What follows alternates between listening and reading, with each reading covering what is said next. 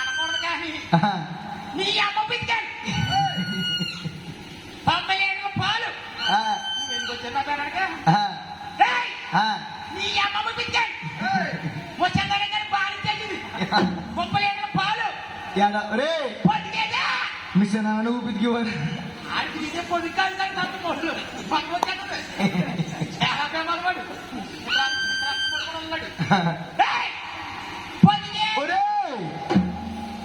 శీతాకాలం కదా మునగలాగింది కొద్దిగా మనలాగింది కరమలాగిందా కున్నీళ్ళు కూడా చేస్తుంది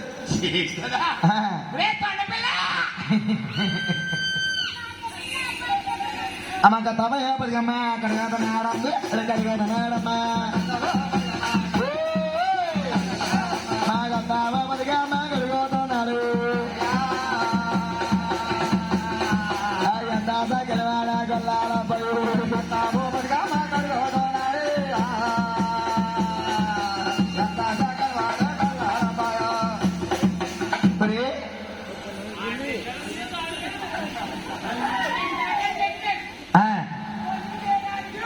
ఏంట్రా మళ్ళీ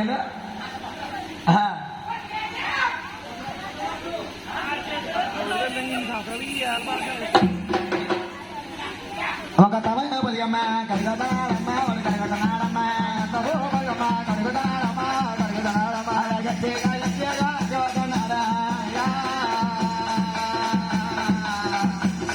అదే ఎంత కలివాడ గొల్ల మరియు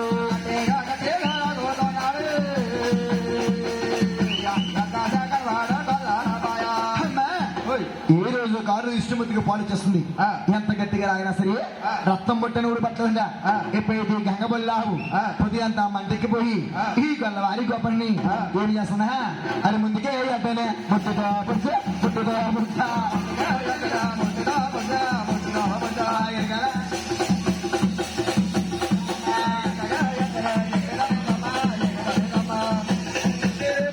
పుడతా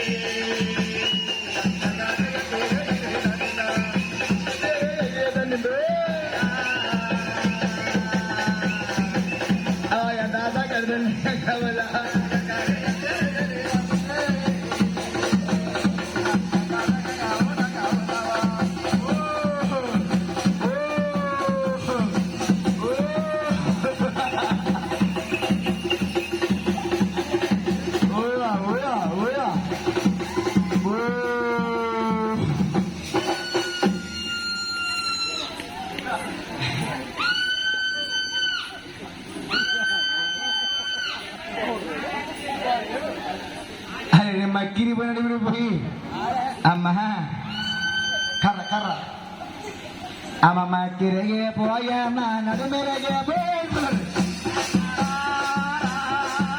అమ్మ కుంటో దాడి కోత పై గాలికి సేడా అమ్మాయ మంద పలుకుడు కొల్లాడ బాయ ఆ రాజుగారు వద్ద వచ్చి ఏమంటున్నాడా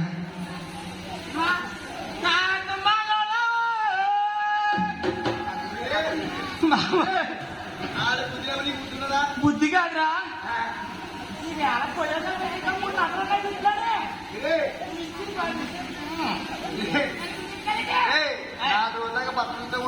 అది చెప్పండి ఆ విషయం మా మగడా బాబో ఈడు కాళ్ళు ఈడు కూతురా ఈడమ్మ చెల్లమ్మండి నమ్మండి బాబయ్య నమ్మతో నమ్మతో నమ్మతో అంతగా ప్రేమించే కొండోడు వద్దా నమ్మతో నమ్మతో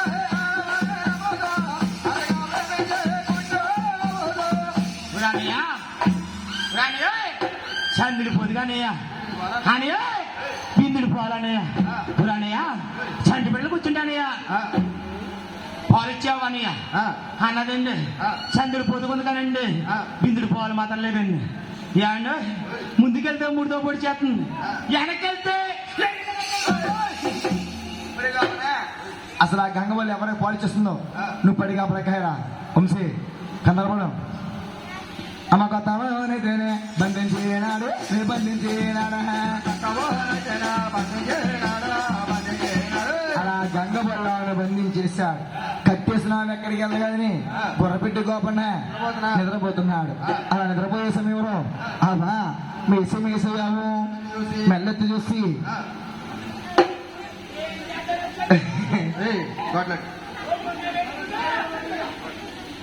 అమ్మా ఎప్పుడైతే ఈ గంగ వెళ్ళామమ్మా రేపొట్టా కొట్టురమ్మా అమ్మారా తిరుగు అమ్మారా ద్రోణయ ద్రోణయ అమ్మా పద్దామయ్యగానే కొవ్వు నడికినాము కొవ్వు నడికిన పోరు అమ్మా పద్దామయ్యగానే కొవ్వు నడికిందా అమ్మా పద్దాల నల్లుడికి పాలే చాతుందా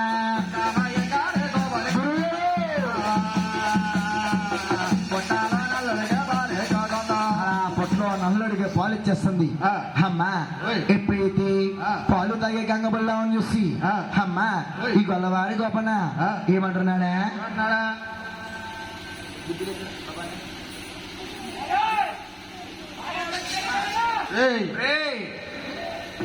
మీ ఆవిడ ఇక్కడ ఉందా యారా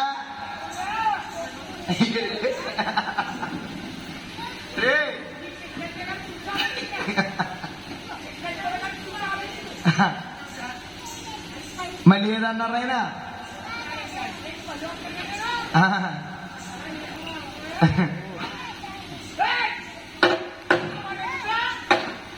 విష్ణుముద్ర అయినా ఏం లీరా రే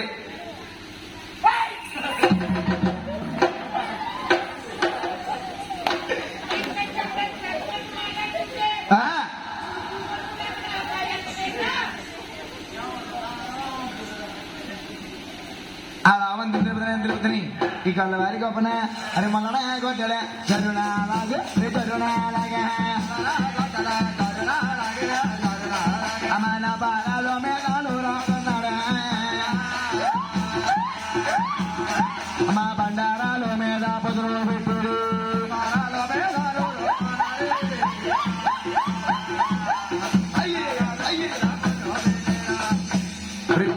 గొడ్ల దగ్గర పొదులు లేదా నీ దగ్గర చెప్పలేదా అమ్మా అమ్మ గిరిగర్రా కొట్టాడా గిరిగర్రా గిరిగర్రా దిప్ప అమ్మ ఇప్పుడు వేసి గుడ్లర్రా దిశా అమ్మ పుట్టబే అవుని ఎక్కి కొట్టాడు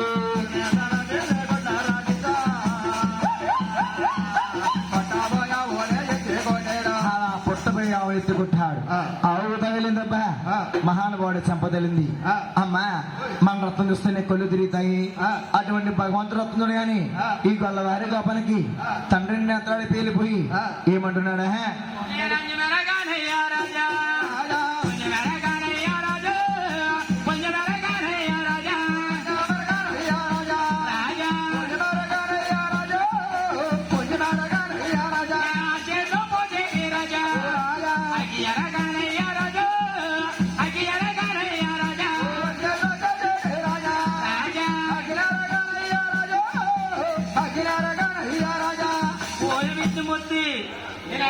పుంజిమరగయ్యా ఉన్నదోడు కొట్టేసామూర్తి విష్ణుమూర్తి అన్ని మెరగను పుంజి మెరగనయ్యా ఆ చేతిలో పొంచి అక్కిరగనయ్యా మా రాజన్న మగ కోపం వచ్చేసి ఏ కొండలో కోడి పెట్టుకున్న విష్ణుమూర్తి ఓ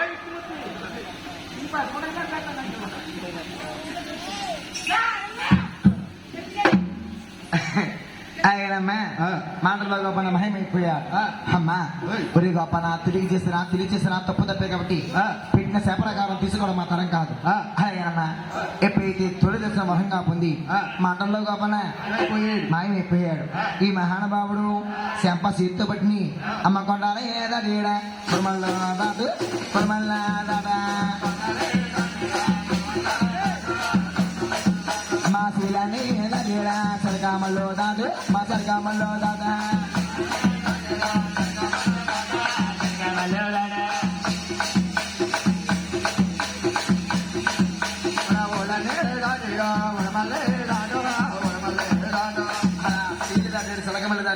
ఉరుములు దాటి అమ్మా ఈ మహానుభావుడు నారాయణపురం వెళ్ళి పట్టణం చేరుకున్నాడు. ఎప్పుడైతే నారాయణపురం పట్టణం చేరుకున్నాడు, ఈ నారాయణపురం గ్రామంలో కన్నా తల్లి ఒకలాదేవి ఇస్తుందట. ఒకలాదేవి చూసి అమ్మా బాబు నువ్వు చూస్తే పున్న చిందులా ఉన్నావి అరే నీకు ఆ దబ్బేటి నాయన అనగాని అమ్మ కొండ కొనలో జారి పడిపోయారమ్మా అనగాని అమ్మ కట్టసేనా అలా పట్టాసేరైతే చదువు నా సిబ్బ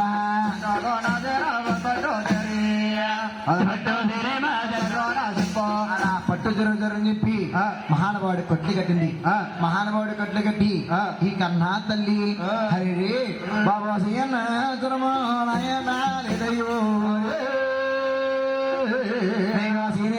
చూడాలి పూర్వ పడతాను కొడక